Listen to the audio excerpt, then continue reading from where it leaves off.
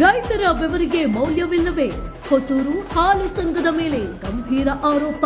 ಮೈಸೂರು ಜಿಲ್ಲೆ ಸಾಲಿಗ್ರಾಮ ತಾಲೂಕು ಚುಂಚನಕಟ್ಟೆ ಹೋಬಳಿ ಹೊಸೂರು ಹಾಲು ಉತ್ಪಾದಕರ ಸಹಕಾರ ಸಂಘದಲ್ಲಿ ಹಾಲಿನ ಹಿಂದೆ ಹಣದ ಆಟ, ಸಹಕಾರ ಸಂಘವೇ ಭ್ರಷ್ಟಾಚಾರದ ಅಡ್ಡೆ.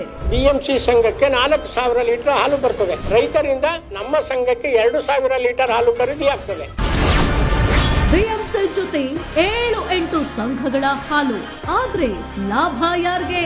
ಅಲ್ಲಿ ಇರ್ತಕ್ಕಂಥ ಕಾರ್ಯದರ್ಶಿ, ಟೆಸ್ಟರ್, ಆಡಳಿತ ಮಂಡಳಿಯವರೆಲ್ಲ ಸೇರ್ಕೊಂಡು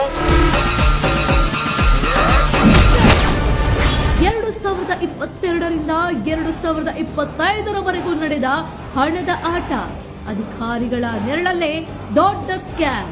ಸುಮಾರು ಅಂದಾಜು 25 ಲಕ್ಷ ಸ್ಕ್ಯಾಮ್ ಆಗಿದೆ. 3 ವರ್ಷದಲ್ಲಿ 25 ಲಕ್ಷ ದೋಖ. ಹಂಗಾಮಿ ಸೆಕ್ರೆಟರಿ, ಅಧ್ಯಕ್ಷರ ಸುತ್ತ ಅನುಮಾನದ ಹುತ್ತ. ಸಂಘಕ್ಕೆ ಹಾಲು ತಂದು ಹಾಕೋದ್ರೂ ಕೂಡ ನಮ್ಗೆ ಸರಿಯಾದ ಬೆಲೆ ಸಿಗ್ತಾ ಇಲ್ಲ ಅಂದ್ಮೇಲೆ ನಾವು ಯಾಕೆ ರೈತರು ಕಷ್ಟಪಡಬೇಕು?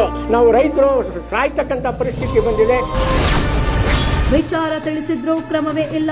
ಹಾಗಾದ್ರೆ ಇದರಲ್ಲಿ ಆಡಳಿತ ಮಂಡಳಿ, ಒಕ್ಕೂಟ ಅಧಿಕಾರಿಗಳ ಪಾತ್ರವೇನು?